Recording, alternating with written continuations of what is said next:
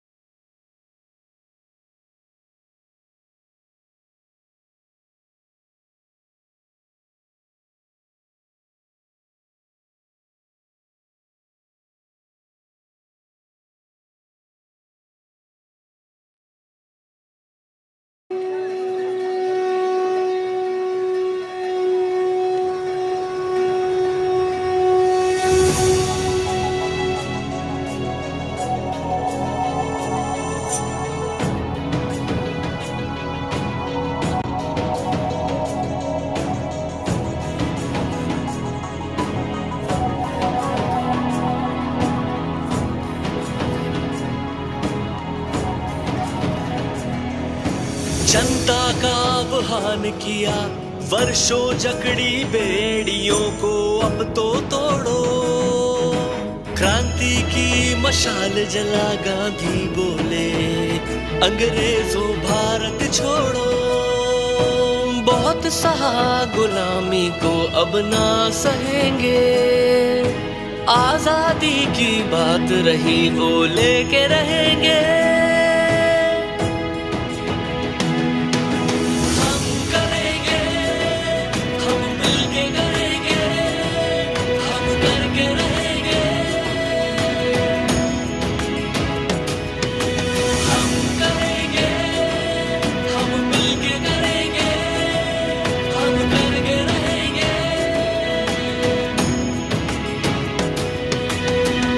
अगस्त की बेला में हम सौगंध उठाते हैं, सशक्त राष्ट्र के सपने को चलो मिलकर आज सजाते हैं। हर युवा को रोजगार मिले, हर नारी की आजादी हो, हर घर स्वास्थ्य सबल बने, ये गली गली मुनादी हो।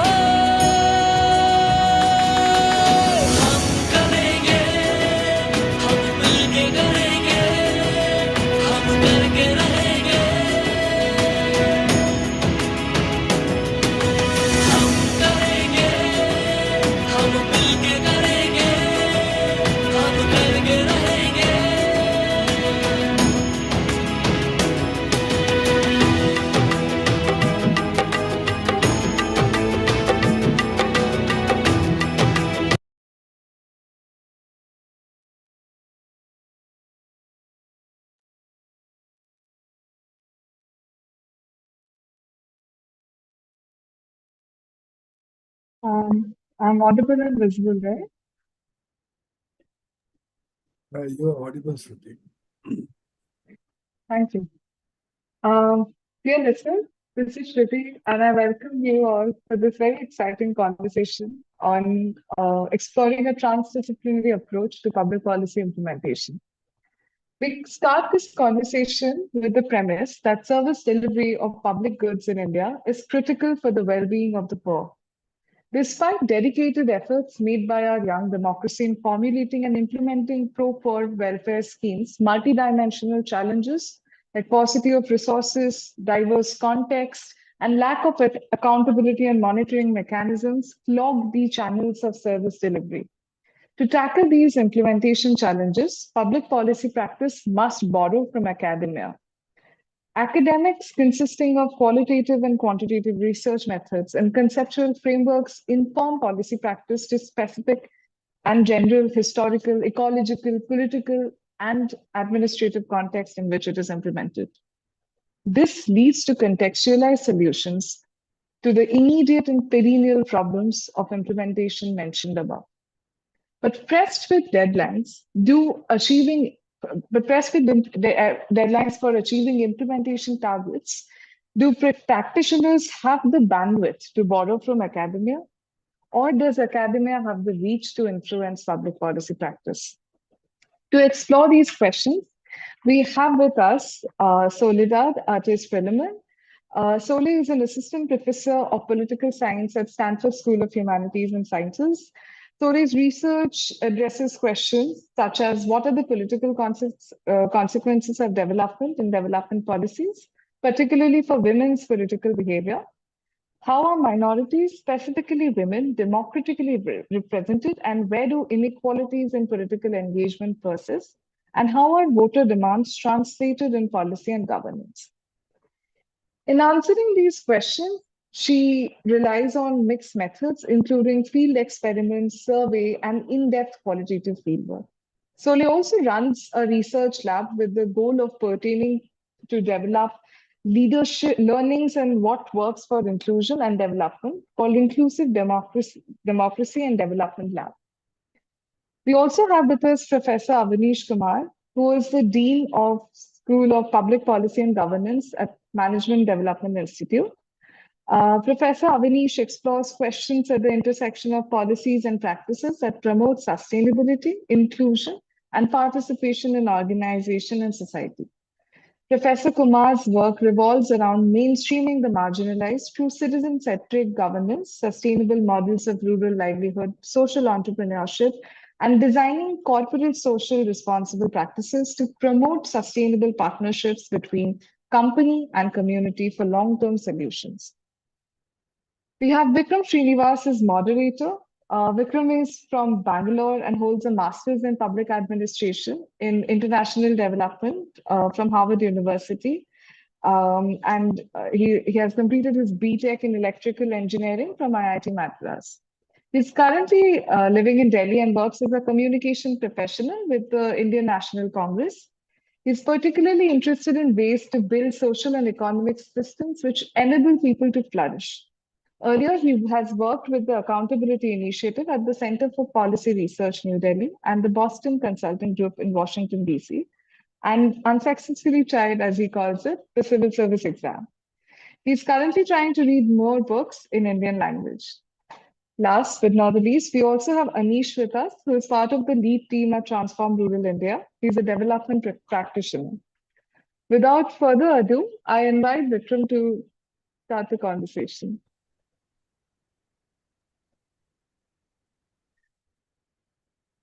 Thank you so much, Shruti. It's great to have a wonderful conversation on a topic which is very important with very distinguished panelists, and I am looking forward to a very interesting conversation. One of the reasons in my brief experience, which I thought that this topic was so interesting, is because looking back at some of the significant development successes which India has had, those have come about because of a fruitful partnership between between knowledge and practice, one might say, or academia and policy practitioners. So if you think about even our statistical system and and the amount of thought and political will which was put into building such a statistical system for a poor country at the time of independence, or even some of our major successes in our development story so far, whether it's Green Revolution or schemes like Manrega, there's always been sometimes a contested, sometimes cooperative, but always a dialogue between people who are trying to create some knowledge and people who are trying to make some change in the world, whether it be in government or in politics or what today is called the field of policy practice. But it's also very common these days to find that there exists quite a bit of a divide in India between the folks who are in these two worlds. If you speak to academics and bureaucrats who interact a lot with each other, the stereotype, at the risk of generalizing, is that you'll see bureaucrats who say, these academics, they're just too pie in the sky. They lack ground reality. India is a complicated country, and we are the ones who are out there meeting people, doing things, and academics are they have not really an understanding of how a country actually works and how things can be actually done. And on the other hand, if you speak to folks in the academia, they have been burnt often by experiences trying to persuade what seems to be a bureaucrat who has completely made up his mind. And the academics complain that folks who are in policy practice often seem impervious to new ideas, kind of fossilized in a way of thinking, and which perhaps is outmoded and are too resistant to imagining a world which might be different. So this is at least what one encounters as one works in the field of development in India. There is also a challenge of defining relevant theoretical concepts in a country which is as diverse and as rapidly changing as India. This is something which Professor Bhikkhu Parekh noted in the field of political theory in an essay a few decades ago, but which struck me as always being very relevant because, as he says, everything in India is on its way to becoming something else. So how does an academic try and define useful concepts in a rapidly changing environment, especially in a world where a lot of the academic might is and resources are concentrated in countries outside India, whether it's especially in Europe and the United States. So the job of somebody trying to create useful knowledge for a practitioner in India is also a difficult one. And one more interesting feature, which I hope we'll touch upon today, is that I've spoken a lot about academia and policy practice, but even the field of who practices policy has grown a lot in the past decade or so.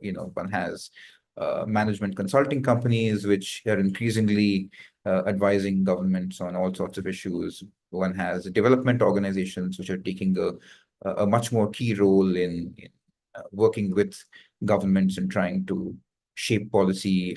Governments and NGOs are running fellowship programs by which essentially they're injecting fresh talent into government, even though somewhat on an unstable footing. And large corporations often now have public policy divisions. One can think of most high-profile examples being social media companies, which all now have public policy arms in India, which employ people and try to influence public policy as well. So there is a larger and more emerging kind of field of public policy, which perhaps needs a little bit of thinking through about how the folks in these sectors. I assume that a lot of our audience will either are working or will go on to work in these sectors as well. So that is also another question on how people working in these sectors can think about using knowledge and in a fruitful way as they go about practice. So these were just my kind of experiences as I've been in this field in the past few years. And without saying any more remarks, I'll just throw it open to the panelists to shed light on this interesting discussion. So I thought we could start with just alphabetical order, for lack of a better thing to do. So could we start with Mr. Anish and then Professor Avnish and then Professor Sol? Thanks, Vikram. You laid it so well. In many ways, whenever I think of public policy, is something that as citizens of a democratic polity, all of us, shape and engage in its delivery. I guess here we are talking of people and someone like me who, has taken on this as a profession, not as a just as a citizen. And in some ways, whenever I think of public policy, I see it as a what you would typically call these days the wicked problem. It involves complex interdependent issues. Origins are very difficult to figure out. They don't have clear solutions. And if the solutions exist, we often miss the unintended consequences. And while we seek solutions to sticky problems, like in our work, say learning outcomes in rural schools or challenge of undernutrition, or even simple things like getting our public hospitals, not beyond delivering healthcare, just having a normative impact on a sense of social sense of hygiene. It's very difficult to implement them, and because they have multiple origins, multiple linkages, and in the last few years, more and more, we have talked about things like behavioral nudges, change communication, and such things. But in my own experience, I have found self-explanation as a very critical anchor of being a development professional, or you could say a public policy practitioner. This required me to delve into those primordial questions like what makes us human, what makes us part of a community, why is society unequal, what makes us behave in a particular way. And this got me to explore various origins which transcended philosophy, psychology, evolutionary neuroscience, economics, to understand what makes us what we are. And as a practitioner, this kind of a transdisciplinary view with the intersections that exist in a very natural way, and to make a sense of the whole, the gestalt, and the world around us answering, and in many ways, for me, if I were to reflect, it answered questions related to self-efficacy, answering questions, why I'm here, why I'm doing what I'm doing. And it gave me some sort of a conviction and anchorage to connect my tasks to a deeper purpose. And that, I think, is very critical as development professionals to, in our everydayness of work, to explore and build on. So in this context, when I looked at the duality of, or perceived duality, let me put it like that, between academia and practice, it does seem very odd. Because as a practitioner, sense making is contingent on understanding of what is around me. So theoretical frameworks, the rigor that academia offers is essential. And not just for advancing understanding, but also understanding the realities, the analysis of the complexities around me as a professional. And particularly in the context of India, where we have, you referred to both the cultural dynamics and the high context society that we are, a very empathetic toggling between the theory and practice is what would make us effective. In our work at TRI, very early on, we realized for us to be successful or create impact, we need to draw academia to our work and create meaningful platforms for dialogue and collaboration. And I'm very happy that two people whom I admire a lot are on our panel today, and we are having formal engagement in our diverse work. This allows for a continuous and dynamic interaction, which solely the work that we are doing brings in theoretical research linked to practical implementation. And I guess when we deal with the wicked problems of public policy, we'll need this kind of a transdisciplinary approach, drawing academic insights and practical, you could say, expertise or evidences to converge and create a meaningful impact. Yeah. Thank you so much, Anish. Professor Avnish. Yeah. Thank you, Anis Bhai, and thank you, Vikramji, and Shruti, and of course, other panelists.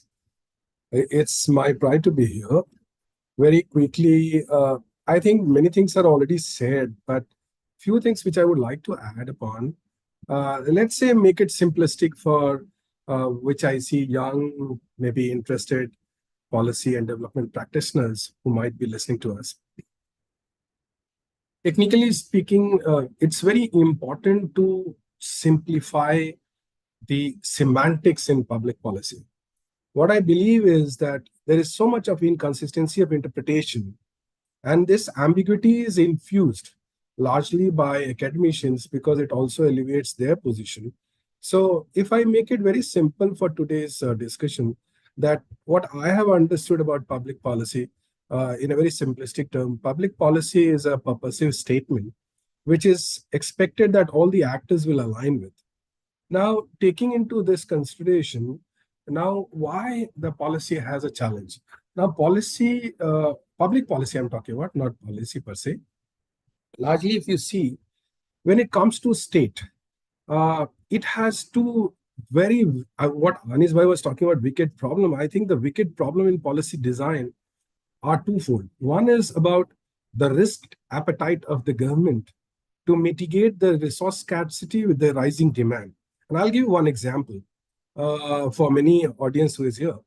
Way back in early 1912 or 13, don't remember exactly the year, Mr. Gokhale presented compulsory and elementary education. And if you read the writings of Madan Mohan Malviya, the point of contestation by the opposition was same which happens today. And you see what we have today as a challenge. If imagine India had compulsory education in 1912, India would have been very different. So whatever we have talked about, the way we started video today, like we talked about Azadi, but if you really go by the freedom and choice which Amartya Sen talks about, we might have got political and administrative autonomy and freedom. But if you look at medical poverty, if you look at educational poverty, poverty is infused by the lack of access and utilization of public services. So I would say the one challenge is about how to overcome this wicked problem of limited resource, because India is above all a poor country. I mean, India is the poorest country in G20. Now, managing such kind of humongous target is a difficult, but still there are innovative solutions which can be provided. The second thing is that policy making is also a political statement. Now, what do I mean by political statement is not politicians. Now, in order to arrive at consensus, and there are ample literature also and evidence also in this, there is a strategy to actually incorporate ambiguous terms within the policy statements. What do I mean by ambiguous for the listener? Let's say I say sustainable. Now, I'm not saying sustainable is bad, but sustainable word or sustainability can absorb anything and everything, including sustainable relationship. Now, how do we actually overcome that? Mr. Parshwan was talking about that. Let's come up with some, terms which gives direction to us on the ground. And I tried this long back with the support of Ford Foundation on one aspect of it, because this was one of the most debated, and this was one of the questions which I had, that what does women empowerment mean to our women worker on the ground? Basically trying to test in Bihar, the Jivika women who are working SHGs. And I was asking them, and these are all Western literature. So time is limited, but what I realized that for our role women, basically income is only one component of it. But the rise of identity is equally important to reduce the insecurity. And that is what one constructed the idea of empowerment. Why I'm saying this? because I started my career with development sector, which Anis Bhai knows about it. So, on ground, when you work as a youth, there is a lot of passion to make a change. But I am confused, what do I do with it? Because I am not getting a direction. With these words which are bombarding my mind, I really get confused with my energy, and such things are very difficult. So I think there are two things which needs to be sorted here. Now comes the issue of policy making. Sometimes we see policy making as a very homogeneous category of public policy. Many people who are working on public policy, and including the speakers here, Anis Bhai will certainly agree with me, policies are not influenced by what is gathered, but policies are largely influenced by what is not gathered. Why I'm saying this? There I see the role, sorry though I'm not asked for, but my advice to TRI with the kind of cranial capacity they have and experience, getting data and bringing a kind of a palette or a bouquet of data for policy making might be a very costly affair for the NGOs, because NGO don't get that kind of fund. But certainly becoming a kind of a critical solution provider to fill the gap or bridge the gap between theory and practice, that is a niche area which I don't see much of the NGOs anywhere. I have not seen much. I have worked in South Asia also, where NGOs are being able to, because governments certainly do not have the ability to get into them. So I think that is a niche area which one can think of looking at the policy as a design. Now, when we look at policy, what to achieve, now what happens is that when the government is making a statement, it is also about the winnability. Like you talked about MG and RAG. Now, if you segregate MG and RAG, the way I understand, with SRLM or NRLM, one could be classified as wage distribution and one as a wage creation. Now, these two strategic mix is important for any livelihood change. So why can't we look at convergence between these two, whereby, because for a person who is there in the ground, maybe in Andhra Pradesh or anywhere in the world, the challenges are not like SRLM, NRLM and others. I mean, it's a challenge of humanity which takes into play. So this is the one part which I thought I'll talk about this. Now, Mr. Vikram was talking about partnership. I did a study for Amit Chandra Foundation for Maharashtra government on DCLT program, which is basically, and this paper has also come in EPW. Like, I was trying to understand what is the structure which promotes partnership between the state and non-state actors. And therefore, I thought maybe people read or not, but even the title should influence that. My understanding says that I have titled it as mutual strain and equitable gain. Now, what I am saying is, if I and Anis Bhai do not understand our strain, and that realization will only bring us together. When we come together, then often when there is lack of due acknowledgement, or what you call as substantive equality or equitable justice with the kind of contribution you make, the partnership collapse. So I believe if there is a realization, maybe I'm a bureaucrat, politician, development expert, or an academia also. Now all of us are living and loving our echo chamber. Now we are not realizing our strain, that whatever we are bombarding to our students, they are also not enjoying. Maybe they are respecting on the face of it, but ultimately not gaining any outcome. So I think till all of us realize our strain of the limitations and the strength which partner brings it, this partnership will not work. This will only be desired as a normative position, but it will never work. This is what my understanding is. Second thing is the structure is also not there. Like suppose when last week I was there in the program of TRI, you feel good to see such kind of students also who are desiring to make a change, which is very rare today. I mean, like most of the students would like to work in AC and that is not bad. But if you have to work hard, you have to go on ground, you have to deal with people, then there are several challenges which you have to take care of.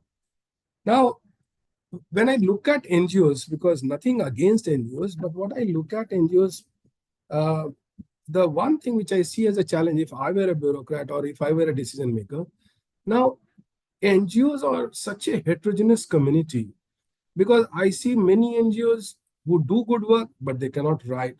Those who write may not do good work. So who brings this together? Now, that there are very few TRI in India, as far as I understand, whatever limited knowledge I have.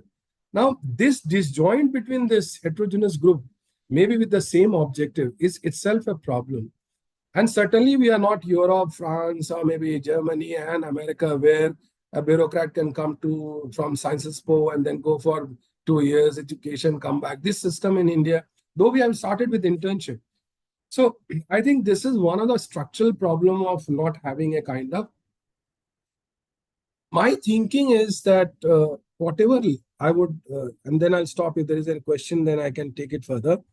That the biggest challenge, be it in government or private sector, or I'm talking about even business and NGO, is the accountability is not very well established. And when I say accountability, top-down accountability, vertical accountability is well established. I'm accountable to Anis Bhai, and Anis Bhai takes it further. But if you look at accountability as an ecosystem, the biggest issue, even for a politician, is accountability to self. That is that I am with my ability to live with my choice and freedom, with a moral accountability or whatever term you may coin it, that I take, which is in the interest of the public, which I'm working for. Institutional accountability are quite well established, what I have to do, what not I have to do, and all these factors which are good. Now, when you do not have this accountability to self, the relational accountability breaks, the give and take account. When I am in the village, I may be corrupt in terms of my underperformance. So I think I would say that, ultimately the governance of development sector needs, and even education, by the way, needs much more deliberation to make a change in the policy as far as an actor who is not within the government. Because I believe the governance in India, even in education, in higher education, like any other university you may count, JNU, DU, and so forth, the governance is not equipped with such kind, and neither I see many development organizations are, because if you really have to have some kind of legitimacy in the society, it requires lot many things, be it the governance strategy or marketability, also in terms of livelihood, that results into some form of acceptance in the society, which makes more legitimate as far as my presence is concerned. The last thing, and then I conclude, is that, with the rise of CSR and declining of government resources to the development sector, I think because I'm in a business school now, and when I see this, there is a gap between what we call as scale, speed, and scope. Anyone who has given life in village, to make the lives of million people's change in the life of their million people they will be afraid to speak on. They may be very hesitant, and they will feel that they have challenged their own morale by showing. But what to do with that? I mean, the outside world is asking for change, let's say 20,000 villages, 30,000 villages. So that is the trick. I mean, how do we bridge this gap? The demand who is being funding basically for is asking for speed, scale, and scope, which is very different with the attitude of development practitioners. At least people who have worked for 30, 40 years, who are basically leading the organization. So that is something which I'll stop it here. Public policy should not be seen as a government statement. I think public policy should be seen in line with an arrangement of public action. And I think when public action is oriented, because in these days, if you see demos prudence, and that is the judiciary interventions, there are many policies which are actually, what we need to do is to bridge the gap between state and society, and that's what is required. So I'll stop it here. Thank you so much for giving me a privilege to be here. Thank you so much, Professor Avnish. Professor Solik. Good afternoon, everyone. It is an honor to be on this panel, to be sharing with all of you, and to be amongst everyone here. So thank you so much for having me. My comments are going to pick up on many of the things that have been said, and particularly the things that Professor Avnish said about partnership. And so I thought I would use just a few minutes to share a bit about my personal experience working on collaborative research projects in India, but from the perspective as an academic from the US. And to give just a little bit of background on that, for the past decade, I've been working with NGOs, with government partners to understand how policy implementation can improve the lives of women in rural India. And this has involved the most extreme version of academics sitting at their desks, me as an academic sitting at my desk studying existing data and trying to develop learnings, mostly without stepping foot in the country. That was mostly the COVID era of the last decade. It's involved what I would call a more typical model of academics who provide basic inputs directly to partners without a lot of back and forth. I've also had the opportunity to be involved in much more in-depth partnerships, multi-year partnerships that have been able to build new knowledge bases that have been much more collaborative. And now, as Anish mentioned, really trying to innovate and think through how you actually build a deeply collaborative partnership aimed at integrating academia and practice, and think through how do we create bidirectional learning. And so I think I've seen a little bit of all of the good, the bad, and the ugly of academic and practitioner relationships. And in all of this, Shruti started us with a question of, is it possible for policy to be informed by academia, and is it possible for academia to influence policy? And my conclusion from all of this is that, yeah, it is, yes, but it often involves a lot of pain points. And those pain points are often because these two institutions are often working in isolation and then using our own learnings and knowledge to try and force our square blocks into each other's round holes. And so I thought I would think through, where have I seen the incredible opportunities for this? But then more deeply explore the challenges, and then leverage some of these newer collaborations that I have found to be very fruitful to think through maybe prospects for the future and for where we can move forward in answering some of the questions that Professor Avinash put forward as to what could partnership look like. And so when I think about opportunities, one of the things that is really striking to me, particularly about working on research in India, is that there is in India an incredible thirst for knowledge and learning, and an incredible thirst for partnership. I sit in a department with people who study the entire globe, where there are a lot of people, for example, who study the US and how do we improve policy outcomes in the US.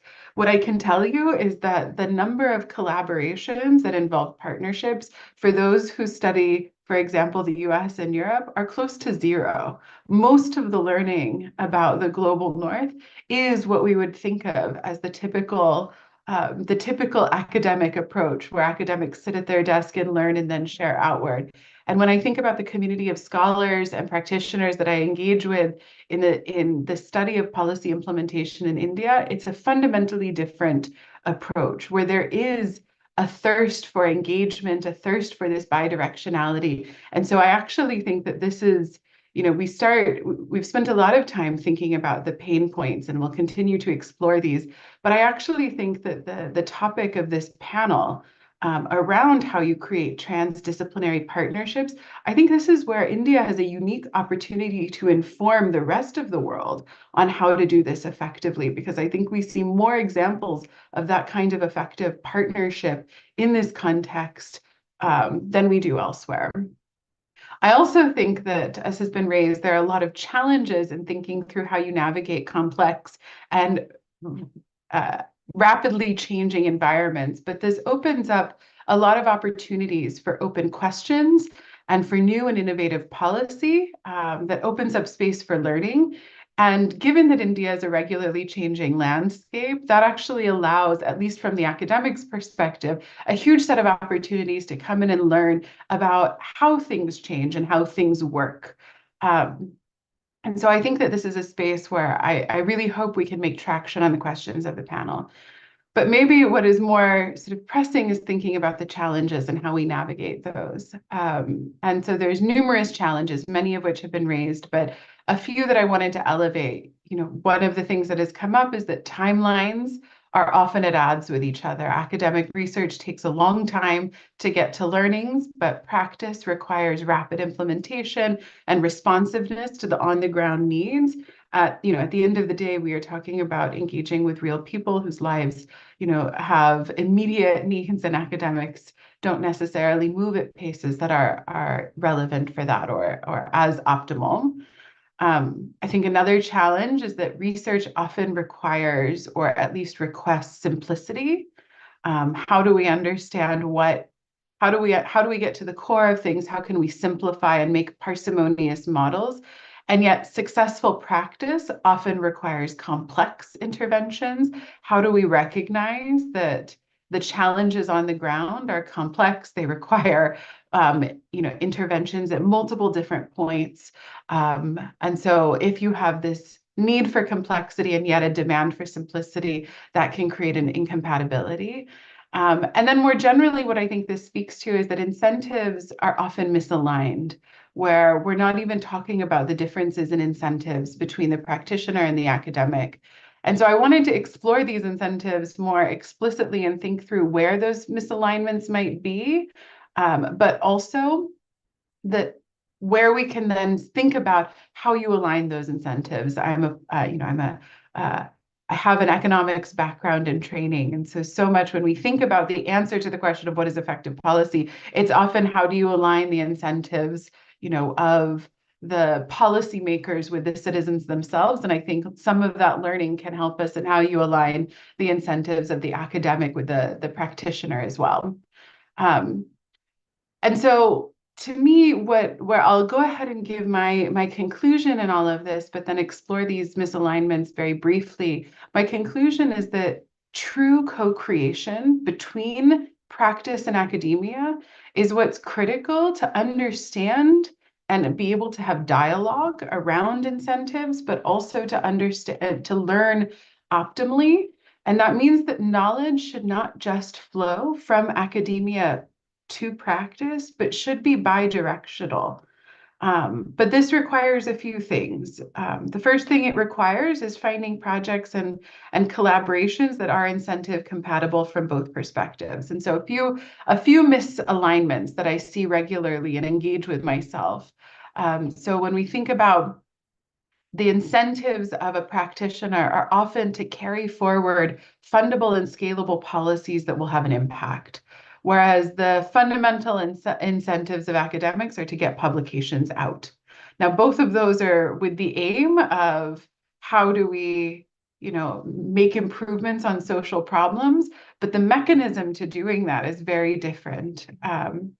I think, and I'll speak more from the academic perspective, so I'll be curious for others, and particularly Anish, to articulate where I get the practitioner perspective wrong. But I think one of the goals of the practitioner is to answer the question of how do we solve social problems in feasible ways? And I think the goal of the academic is slightly different. How do we understand the root of social problems such that we can then design different solutions in different contexts? I think there's differences in approach. I think the practitioner knows the ground with a deep understanding of the complexities in the context. And that's come up in this conversation. And I think the approach of the academic is often one of abstraction. How do we think about taking cases and abstracting them, simplifying them so that we can understand their component parts and therefore get to a more general theory of the roots of social problems? And all of these sort of reveal the fundamental tensions of academia and practice together. But I think that this is where co-creation can really help in both creating dialogue between these, but also in recognizing that an answer to policy implementation requires both sets of approaches, and that both sets of actors have something fundamental to bring to these tables. And so I wanted to just conclude very briefly, and then I'd be curious to discuss all of this and much more in the Q&A, but conclude briefly with how I think this could happen. And I think the first thing it requires is an approach that involves humility that is often uncharacteristic of academia. A humility in that this needs to be bi-directional, that learning needs to flow in both directions, and that it is critical to integrate multiple voices. The foundation of the research that I do is thinking about inclusion in development and in democracy. And I think that this is yet another space where inclusion and integration of multiple voices is going to make us all better. And one thing we know is that the more you can integrate voices from the ground, the more effective the learnings will be at actually solving the problems that we care about. But also, I think it's important to acknowledge that academics have an important set of skills as well to bring to the table and to integrate. And I think one of those, in addition to the technical skills that academics train for, I think one of the key roles that an academic can play is as a disruptor, a challenger, someone who forces a questioning of existing presumptions. I'm reading a book right now on how our medical knowledge, this book is medical knowledge around pediatrics, for example, how much of this knowledge was shaped in the past by practice and critical moments where practice needed an answer. And later academic studies have fundamentally disproven many of those things. And so there is, I think, a value in making progress and then sort of challenging those presumptions. But at the end of the day, I think it really comes back to both institutions working in tandem and recognizing the added value that comes from each. And, again, as the academic, as an academic, I wanted to bring some of the research we have on some of these things. And one thing we know and have substantial research on is that greater diversity in decision-making spaces improves outcomes by ensuring that multiple perspectives filter to the top and that only the best ideas succeed. We have so much evidence that greater diversity in corporate boards increases innovation and therefore business output. We know, for example, in political spaces that greater diversity amongst the political cadre leads to better and more diverse policy options.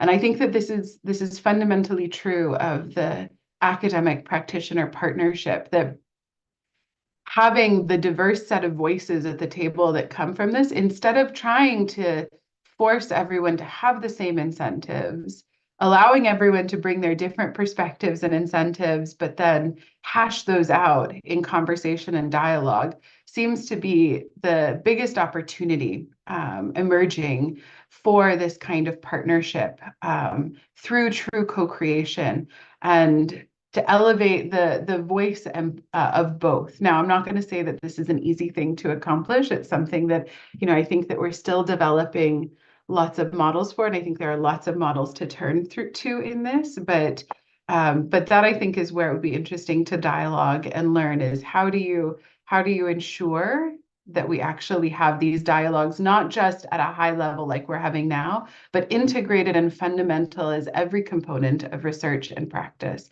So I'll stop there, but looking forward to engaging and learning from everyone else here. Great. Thank you so much. That was an incredibly rich set of remarks from all three panelists. I think we heard suggestions about everything from the attitude of oneself as an individual in terms of humility or accountability or living with your own moral choices, and all the way up to large socioeconomic systems and how we need diversity. So we've got, I think, about 25-30 minutes of to just perhaps discuss between panelists, following which we can have 15 minutes or so of Q&A. So I'd urge the audience, if you have any questions about either what the panelists have said so far or about any of the 20-25 minutes of ongoing discussions, to use the Q&A feature at the bottom of your Zoom screens to ask questions. And we can take those up when we open for questions in 20 minutes. So one thing I think which I heard, which all three of the panelists emphasized on, was the importance of dialogue in kind of an open and humble way, where both parties, or as many parties as there might be, bring their strengths to the table and recognize that, of course, different people do have different strengths. So, I mean, how would one try and start incorporating this kind of a systematic dialogue more as a rule rather than an exception? Because my experience, and perhaps the more experienced folks will disagree with me, but my experience is that these dialogues happen, once in a year, once in a couple of years for most people, and tend to involve one subset of actors who are able to reflect and who are able to speak, but perhaps doesn't draw as widely as it should. And I'm not even talking here about dialogues between practitioners and academics, but even the dialogues between practitioners themselves are rarely very representative, at least in the Indian context. So I recall, for example, a conference I attended at a very fancy hotel in New Delhi on urban governance, which had a very star-studded panel and lots of sessions, a whole day discussion, with the small problem that there was not a single officer who worked in the municipal council or a mayor or anyone who actually a councillor or anyone who has actually run anything in urban governance represented in that room. And this, I think, this is just a practitioner problem too, because there's lots of hierarchies in how the Indian state is structured. So I thought we could spend some time usefully discussing how does one go about creating these kinds of structures where open dialogue happens at scale? Are there examples you've seen, either bright sparks, either here in India or elsewhere in the world, which we can try and draw from? The floor is open to anybody who wants to speak. I'm happy to jump in unless others have thoughts. And I'll take this opportunity to share a little bit about a partnered project I have right now with Anish and TRI, as I think it has taught me some of how you can create this open dialogue, at least from the academic practitioner lens. And I think there's more to your question that I'll come to at the end of the multiple stakeholders involved, because right now I've at least spoken a lot about the two sets of stakeholders, in the room, but there are many people not in the room that we need to also think about. But, I want to share a little bit that we have a project right now trying to understand how you better incorporate women's voices into local policy making in rural India. And this is something that builds on that I think is critical for a larger set of academic and knowledge building institutions that think about how, not just what is representation, but how do you achieve the multiple dimensions of representation, but also has I see as aligned with some of the fundamental policy demands on how do we make sure and most effectively ensure that women's voices are reflected in policy making. And I think about how did we create this dialogue? I'll be curious for Anish's perspective, but I remember what was it 2 years ago in October, us sitting in a room for like 6 hours, just starting a conversation around what are some of the biggest challenges and social problems and facing India, what are the things that TRI is trying to accomplish, what are the things that puzzle my brain, and spending a long time sitting together and hashing out ideas. And really, back and forth, the number of different ideas that came up and emerged from both sides. And then in that conversation around, oh, well, what if we tried, what if policy looked like this? Well, this would be the problem with implementation. And what if it looked like this? And how do you solve it? And that to me was the spark and the start, not of the relationship, but of this project through that dialogue. And maybe that looks like what you're talking about, Vikram, this once a year. But I think what looks different from this is that we've continued to have that dialogue throughout. And that project now exists out of that conversation. We co-wrote grants together. We've co-written and co-presented parts of that work. We're now actually working on it. And to speak to what is different about that project from other research projects I've done in the past, where maybe you have one conversation and then the academic goes one way and formulates a plan and then passes it off and the practitioner implements it. And we only dialogue at the beginning and at the end. I think what looks different is we now have a weekly conversation where the details of the project are hashed out every week. And now the number of stakeholders involved in that conversation is larger. In fact, our weekly conversation, I think now has something like 12 people who show up regularly to dialogue on the challenges that are being faced. And I think all that has meant just to speak to this very briefly, all that has meant is typically I would have a weekly conversation with the research team. It's meant opening up that space. And I imagine that there would be a weekly meeting on the practice side. Instead of seeing these as two distinct institutions doing different things, where each has expertise in a specific area but can't inform the other, it simply meant taking those spaces that already exist and combining them.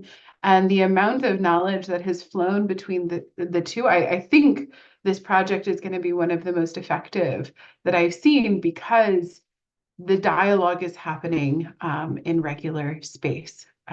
So that at least speaks to the part of the conversation about how at least I have observed personally some opportunities for open dialogue. Of course, there's a lot still left on the table as to, what more could be done and how to integrate this, but I thought I'd share that perspective. Vikram, Yes. Solen, this is, the wavelength matched and it resonated so much. And obviously, a relationship which preceded this conversation made that possible. And you are very special that way in listening to practitioners, woes and perspectives and issues and what we continue to do.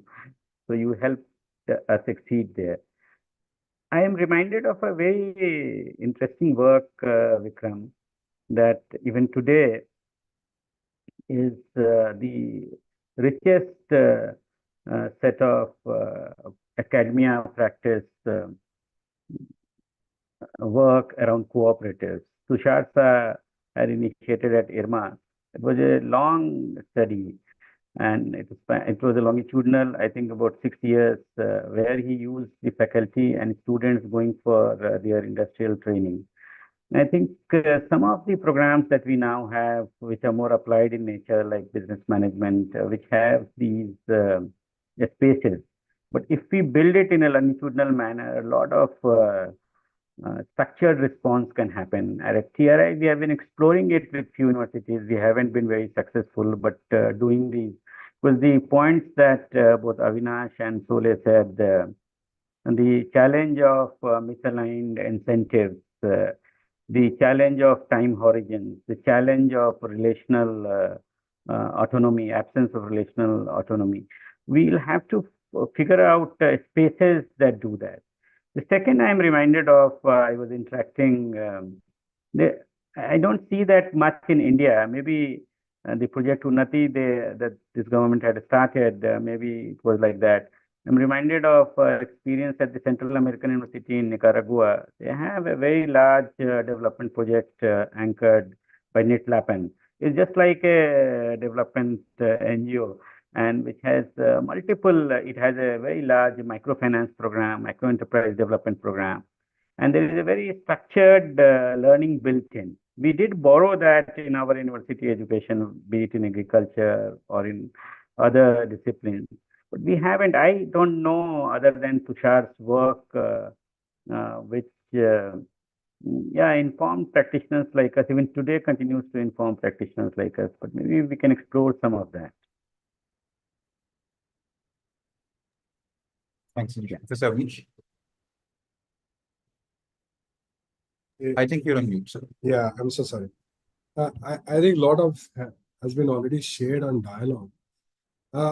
Personally, I feel that there would be no one who will be in opposition of need for dialogue. However, we are not able to reach out to dialogue which is fruitful. I mean, like fruitful in the sense which can make change. Now, my thinking is that, what happens that how do we make, I'm talking about fundamental challenge of dialogue, like how do you make a plural of anecdotes, which is like opinion, in a reasoned or scientific argument? When I say scientific, not I mean by science or lab-oriented science, which is self-repetitive fact. And bit of it, what I have learned, whether it is to Sarsa's initiative or others also, many times dialogues are restricted to opinions and personalities, whereas dialogues are fundamentally to share perspective and to arrive at some common ground of thinking. My thinking would be that this might be a challenge, but this is desired. So I think that if, and frankly speaking, with I see the rise of social media, where whether it is called as monologue or dialogue, but if you see the exchange of tweets, LinkedIn, and so forth, there is an interest and energy for dialogue. Now, our challenge is that we are not able to mainstream that, and that's the biggest challenge. Now, how we can do it, I believe, there is a need to have a dialogue, which are intergenerational dialogues. And at an equal platform. I'm not saying that I am professor, so I should sit on a table and rest on, so follow me. What is happening is that many of us are living in echo chambers of dialogue, because I am here to elevate my position and I'm thinking of how to make it something is in line with my thinking. So I personally feel that there are two challenges, because you will agree with me, policy has two fundamental challenges. Like, how do you categorize that problem? And when we discuss, let's say, with people who have grassroots experience, every problem as a humanistic argument is different problem. Let's say poverty at different places, it might be different. But for a policymaker, one has to conceptualize poverty as a category. Now, that's the challenge between micro and macro. How do we merge these two? I do agree that there are platforms and that they help, and there are challenges of incentive. Like, I'll be very honest, what Professor Atis said, like in my issue, it does not matter how much dialogue I do. It only matters how much I publish. So I think about publishing, and that too in ABDC category. But I will make one statement, which I think many academicians will agree, including my panelist. For faculties also and academia, there is an inherent, I would say, latent representation of students that what we are speaking is irrelevant to them. Now, we are very much away from the reality. What I mean to say is, this teaching today, contemporary teaching, is not about knowledge and understanding, because Google and ChatGPT gives you enough knowledge and understanding. Current teaching is about realization, and where I think the TRI kind of organization is best suited as a lab, real life laboratory. So I think that is the place of, if you're talking about dialogue which results into realization and change, I think that is because classes are becoming very boring. If you see at the face of the students, they say very politely that you please go now, it's over, I'm tired. So it is basically, and I'm being very honest with all of you that, we also face this. So, and it's very humiliating, because you think that you are a good teacher, and at least you think so. But at the end of the day, that's the message you are getting. So I would say the audio video media has become so powerful tool of learning. And how, let's say concept of a woman's voice in policy making. If I want to search, let's say 6 to 7 minutes, let's say audio video, do I have one which I can, let's say, present in class and make a kind of systematic understanding about that? I may not have one. So I think there is a need to create ground knowledge for the policy making in a way it can be absorbed to the policymaker, because our knowledge are not in a usable form if we are talking about policy making, because we may be writing for ourselves, but they require a very different language. And lastly, sorry Vikramji, you come from political background also, but I have not seen, and I'll not hesitate to say that, any politician taking any decision if they don't elevate their positions. They take a decision which actually elevates their position.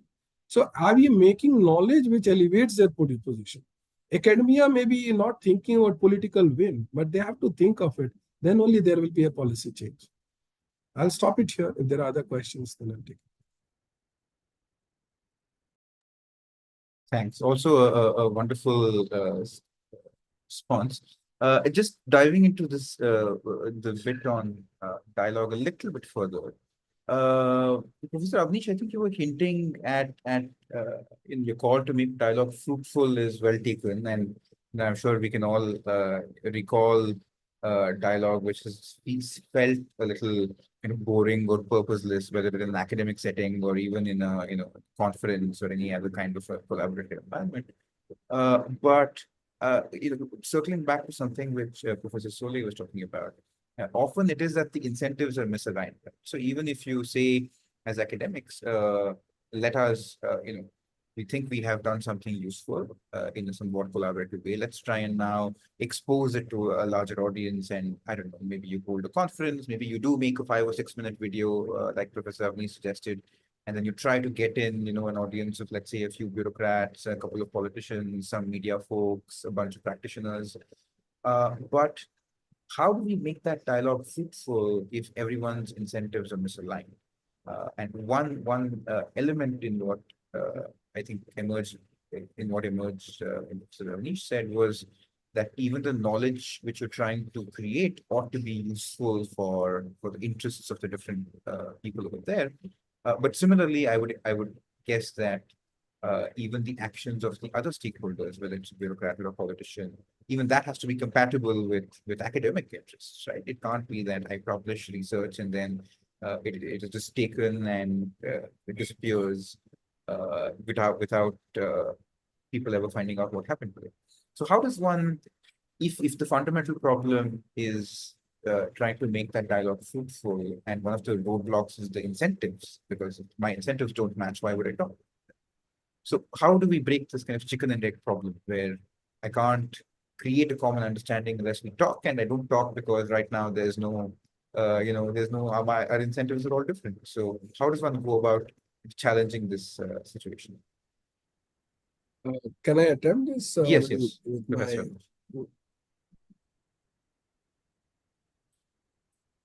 Are you able to hear me? Yes, Professor Avnish. See, there is also a caste system in academia. And let's say about myself.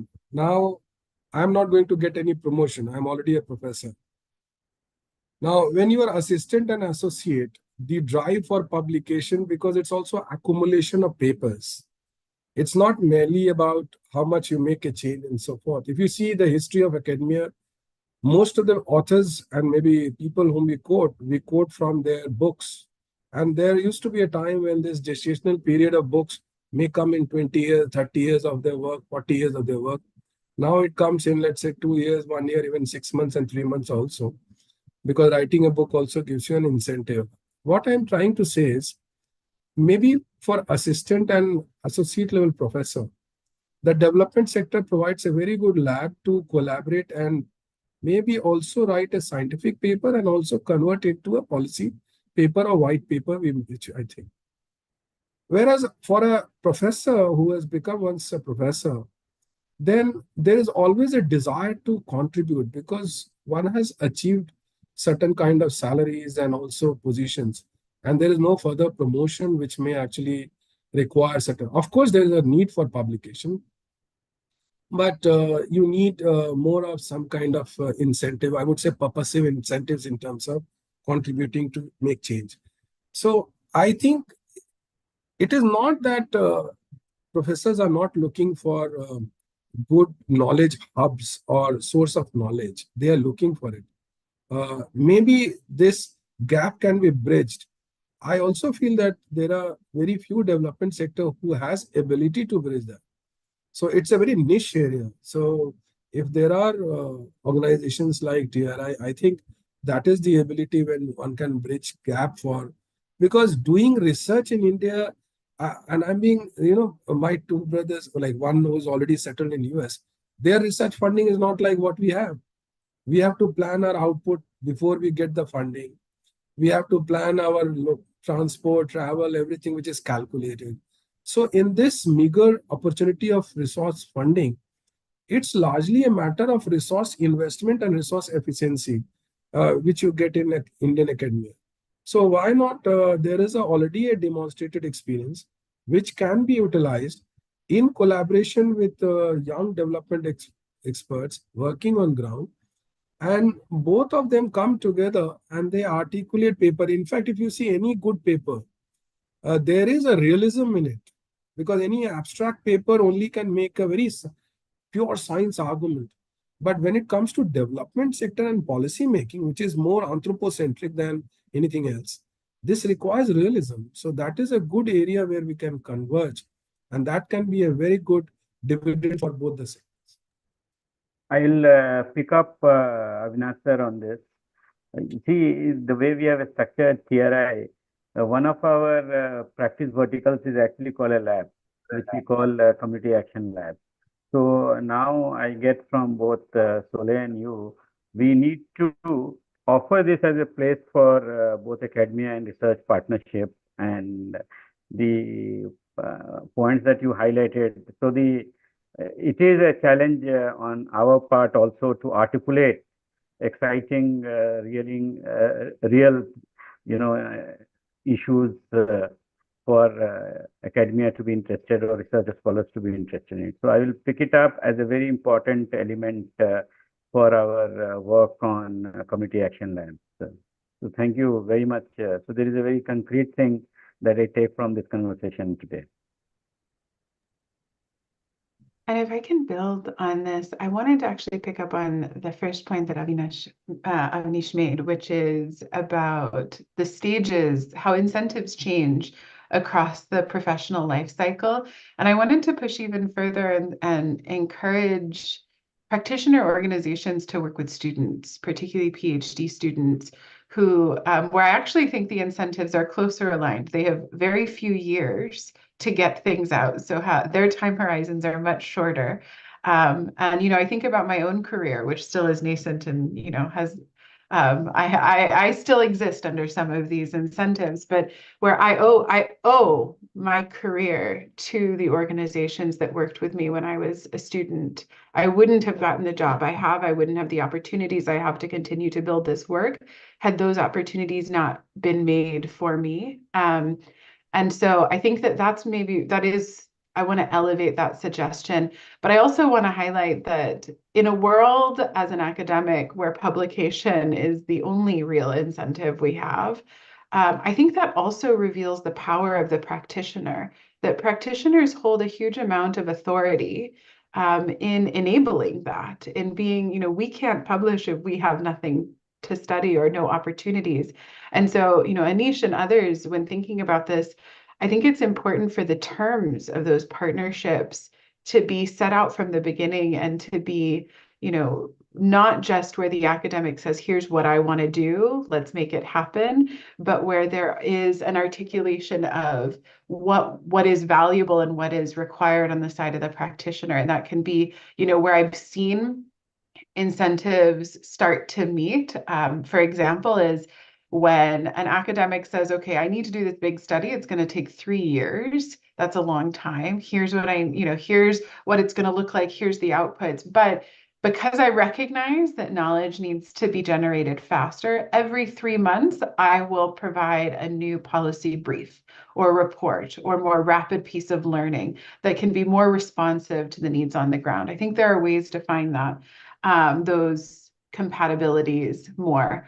The very last thing, though, that I want to say in all of this is that in figuring out how you build this incentive compatibility across life cycles, I'm realizing my thought may have just floated out of my brain. So I think I'll actually just stop there, but suggest that, the last thing I wanted to say is something that builds on what Vikram shared, which is that I think that, at least for me, someone who is in the profession of academia, because I care deeply about the work that I do and the social problems that I attempt to tackle, I think that's a fairly common experience, the passion for what we do.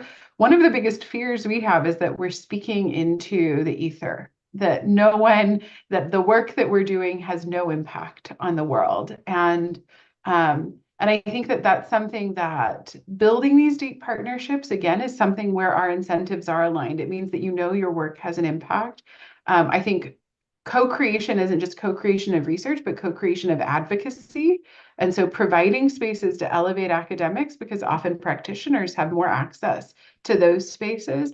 But last, to think back to this life cycle point, when I envision the opportunities later in the professional life cycle, I think about the needs of how the academic institution needs to change and how I see some of those things changing even now. For example, at a place like Stanford, in the last 5 years, we've seen the launch of a set of institutions meant to form what are called impact labs, labs with the core focus of creating tractable social change on the ground through partnered research. I've seen the creation of professorships that are called professors of social impact, which are again focused on building collaboration and taking away the ivory tower approach to academia. And so I think some of this is also a longer term shift that has to happen within academic institutions to value the kinds of partnered research and dialogue that we're discussing here. And that's something that hopefully we can, building more of this work and showing its value for the world, will continue to enable and allow change. Vikram, can I add one more point here? It's a very quick. Yes, sir, of course. One, I will not quote, but I think once I wrote for an NGO initiative, which was published. What I'm coming to a point, many development sector, which I'm sure Anis Bhai and many will other agree, have a very, very tedious task to prove they are worthy of it for with the donors. And if any publication on the work of the NGO actually, if you see, drastically improves the acceptability as far as the performance and the ability of the NGO to do whatever they want to actually suggest. My thinking is that if you look at many development sector working on ground, if there is an initiative which allows young professionals also to document, which is published in a reputed, maybe mainstream journal, I'm not talking about very specialized journal in terms of what we have, let's say, on these sectors and subjects, that actually improves the ability of the NGOs also. At the same time, if you look at some may not be a very authentic data.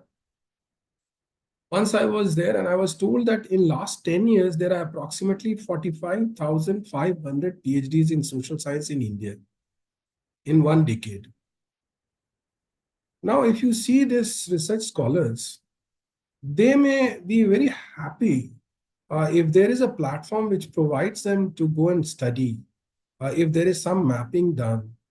Because, social science PhD, like when we did our PhD, we cannot actually afford to write a PhD unless until we are there for 1 year in the village. So what I think, that can be a good opportunity for converging the interest of PhD scholars with creating a right platform. Let's say I want to do PhD in social inclusion in India, or so which is the NGO where I should go and actually work upon?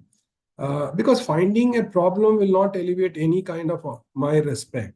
I have to search for alternatives, may not be a solution. So where is that? There were some long back, if you remember, I think some NGO, 1 or 2 directories were there, but those directories are now draconian, they have got no use.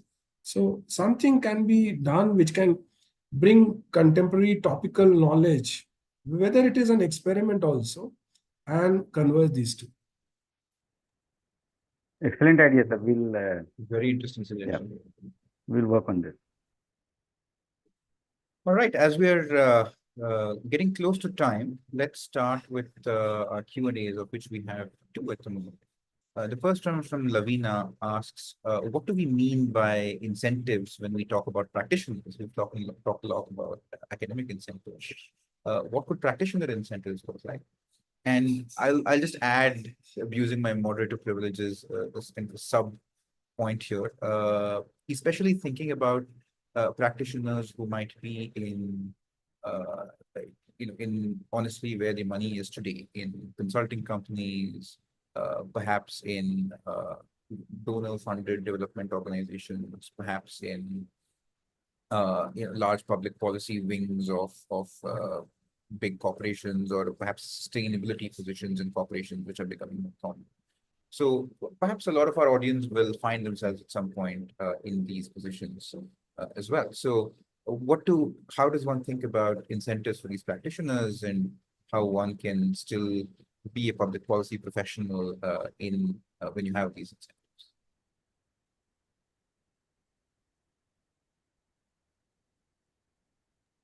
I think, Sole, if you could expand on the practitioner incentives, because you have looked at, for both Yeah. your research, you have deeply embedded practitioners and you have excited them on your work. So I'm happy to speak on this, though. Anish, please jump in if and when I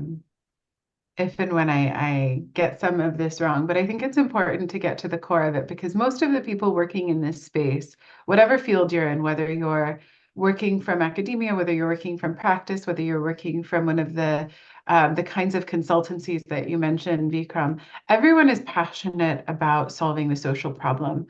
And yet, at the end of the day, rarely are our jobs incentivized by, if you make traction on a problem, then you have achieved something. The incentives are hopefully aligned towards that. For example, the goal would be that more publications means more learning, which means more traction on a social problem. But that's a very indirect pathway to solution. And so the academic operates through that pathway. I think a lot of practitioners, the indirect pathway there is, well, what are the incentives? You have to keep your doors open as an organization. You have to keep your staff hired. You have to be able to raise funding to do implementation. And so that's a core incentive. And so then we need to think about, what are the incentives to fundraising? I think another incentive is you have to be able to actually operate on the ground and feasibly integrate within both a political landscape and a bureaucratic landscape that exists, which means you face a set of constraints on what kinds of policies you might even be able to implement and attempt to apply. And so those are both, I think, an important set of incentives that an academic can't just come and say, I have this idea, we should try some implementation, but if it's politically infeasible, or if it requires a bureaucratic system that's not possible, or if there's no funding to do so, that's going to make it impossible for an implementer to do that. And so what that means is that from the practice side, we have to think about, what are the incentives of funders? What are the incentives of politicians? What are the incentives of policymakers and integration? And so when I say incentive compatible, often it's, how do we think about how we bring all of these incentives together? And of course, within all of this, there are power hierarchies. Some people's incentives matter more because they have veto power over what can and can't be implemented. And so that inherently limits the scope of things. And so all of this creates a more narrow set of opportunities, which could be seen as a challenge, but also possibly provides usefulness in helping us pinpoint where partnership can actually happen. And that there's feasibility constraints, there's incentive constraints on both sides. And maybe the last thing just to say on this, and I'm happy to expand more if there are follow-up questions, but in this role of the consultants and others coming into this profession, trying to fill other gaps, or what may be seen at times as competing with the kinds of learnings that academics might bring to the table. I think what's important in all of this is to identify the different incentives. The consultants' incentives are different from academics. They're not to produce publications, where the average publication, at least in my field, takes 2 to 3 years, just from the moment you have a paper written to getting it in print on the page, let alone the number of years. I mean, I have so many projects that have taken a decade to get from ideation to print publication. That's not something that's true for consultants, but they may be more constrained by what can fund the work that they're doing, the financial constraints. The beauty of academia is that we are not financially motivated to work on some things, except in that we need publications to keep our jobs. And so what all of this to me suggests, or at least boils down to, is everyone has a different set of incentives, and acknowledging those is important, but also bring something different to the table. And so if a practitioner organization needs rapid information on specific things that's compatible with what a consultant can do, that I think is an opportunity to develop a different kind of collaboration. Whereas if the goal is long run sort of deep learning, potentially in a more theoretical way, that can have maybe a larger impact, that might be the space where these larger and deeper collaborations with universities and academics falls into place. I'm sure there's a lot more nuance to that, but really just thinking about what are the constraints, but also what are the opportunities of different forms of partnerships, and figuring out where those align. I promise, I really do believe there are alignments, even though it may feel like there aren't, but we often don't talk about it. And so it means that the only things that bubble up are the things where either power forces it to happen, or where you have the just beautiful synergy that emerges naturally. And so to me, it's really about communication. And the more we can talk about this, and be explicit about what those constraints are, the better we'll be able to identify the opportunity points. If I can say, what I understood best, of course, the one which is already said, how do we categorize as a strategy of incentives? To best of my knowledge, I found Olson work of logic of collective action as where he categorizes into material or physical incentives. Could be job, scholarship, or article, all these factors. The second one he says is that it's very critical to bring in purposive incentives. That what I'm doing good about society, maybe also. And the third one is more like a membership incentive that is called, in his term, is solidarity incentives. Like solidarity is membership incentives. If I'm part of TRI or if I'm doing PhD in association with TRI, I get authentic information and so forth. So basically, incentives largely can be categorized into three, that is material or physical incentives, purposive incentives, and solidarity incentives. That is how, and everybody has a permutation combination of it based on age and stage of their work.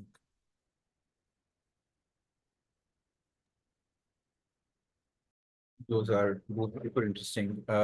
In the interest of time, I'm just going to move on to the last question, which is sufficiently broad to warrant a panel discussion all by itself. So, but it's going to be, I'm going to challenge our panelists to give 2-minute answers to what I think is a very complicated question.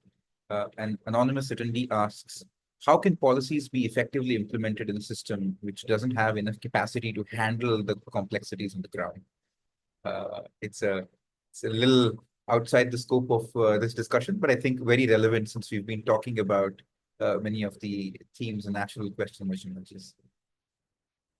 So any of our panelists wants to take a go at this in the next 5 minutes? It's such a broad topic, but my thinking is that to classify as successful or unsuccessful is not a good categorization. One has to look at the degree and form of unsuccessfulness and successfulness in terms of how it has achieved whatever it is desired. Now, in this term, what I also believe is that somewhere the learnings of failures are not articulated well in order to make changes in the policy failures. If you read policy failures literature, it's very minimal. And there is no literature in India which I could find out. I was trying to study this area of policy failure, that what are the analysis of policy failure. It's very rare. It's hardly there in India. I personally believe it's a very good area of opportunity which one has raised for all the academicians and development sector to come together and understand the fundamentals, basically, which can be designed as policy failure. We did some work with one of my PhD scholar on regulatory failure, but not as policy failure. So I think time is less, so but we can take it further later. So Vikram, this is, as you rightly said, it is a topic by itself for a longish conversation. Our experience at TRI in the last 6-7 years, we have been, very pleasantly surprised with what one can achieve in this space. And it is, multiple factors we contributed to it, and we have learned a lot today, and as we speak, one of our practice vertical is called Public Policy in Action, and some of the audience today is part of cohort of practice residency that we run. There is a few colleagues from the fellowship, and we have today now 72 units working within the government at central, state, and district levels. And I would tell, I keep telling my colleagues of working on the ground for 24 years and what we have achieved in the 6-7 years. In terms of the sheer impact, and as Avinash was saying, there is, we as NGOs, and we have suffered on the moral side, Avinash, people with the million billions that we keep talking about. And as you say, we just have, thereafter, we are launching with Ministry of Rural Development, a program of million designers for billion dreams, where we are envisaging in each of our 600 or 1,000 villages, creating community-based design professionals. And so in some ways, we, while on the other side of, the tyranny of million billions that we have in our country, but there is, unmistakable and imperative to work at a scale, speed, expand, on the scope, given the challenges that we have in our country. And I would affirm, one could always look at the glass half full, but if one were to look at glass, half full in terms of looking at the opportunities there, I think there is enormous opportunity. And at TRI, we have gained immense confidence in working with the system. I would not comment on the competencies, but I must tell you that as a country, we have achieved phenomenally we have achieved, and in spite of everything, and that famous galvanized quote is there for our country. But this is something that we need today, and there is a much more acceptance of this. The spaces that Vikram, you alluded to in the opening statement that the consultants are occupying, this is for people like us with deeper commitment on purpose to engage in, and that is opening up rapidly, and we must seize the opportunity as it presents itself.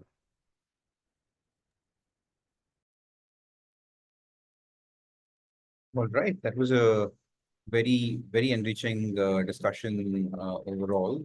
We heard a lot about the importance of dialogue and how different perspectives can start us to learn more about the world and what we can do about it. And I think this panel discussion was a great example if anybody is skeptical about the power of dialogue, because we had so many different perspectives emerge, and we also have concrete suggestions which have and people who have promised to take them forward. I can't think of a higher measure of success for a panel discussion than that. But just to risk a brief summary of the points made by everybody, I think we heard a lot about dialogue, the importance of it, the orientation which individuals should have of humility and acknowledging the strengths of each other while entering in the dialogues, and also a strong acknowledgement of the challenges faced by different incentives based on where people are in their institutions as well as in the stage of their careers, and nevertheless a call to see this as an opportunity, that to perceive these different sets of incentives not as constraints which bind you, but more, I think, as perspectives which people bring to the table, and where perhaps these incentives overlap, there you see the opportunity to actually bring lots of people together and make change. We also had very useful suggestions about how one could tackle some of these problems, which often show up when academics and practitioners work together. We heard what you can do about your different timelines in terms of working with PhD students or structuring your outputs differently to serve the needs of both research and practice. We heard about how one can kind of try and bridge the gap between the essential simplicity which research demands and the complexity which is essential in the field. And we also heard a call to understand that the strains are different on different partners and to approach that with a kind of empathy and understanding. And I think most interestingly, we heard a call to oneself as well, which I think as just individuals in this field, whether we're in academia or politics or wherever else we might be, to kind of the first time I was hearing this phrase of accountability to oneself, your own ability to justify the choices you're making and live with those choices you're making, and how important that is as a foundation which underpins your ability to actually have meaningful dialogue with different people. So we heard a lot of different suggestions, and this is of course a conversation which, in the just as all the panelists asked for, which will not end here, which will hopefully keep continuing in different forums and with different stakeholders and with different at different times. So thank you so much to all our panelists, to Mr. Anish, Professor Avanish, and Professor Sole. It's been lovely moderating this discussion between you. Thanks so much to the organizers, TRIF, Shruti, and the technical team, and of course to all our participants who listened in and asked questions. Thank you so much, Srinivas. It was lovely. You connected us, weaved us all in such a fluid manner. Thank you so much. Thank you, Avinash, and thank you, Sole. Thanks to everyone. So lovely to Bye be bye. part. Bye bye. See you. Thank you. Thank you so much, everyone. Thank you.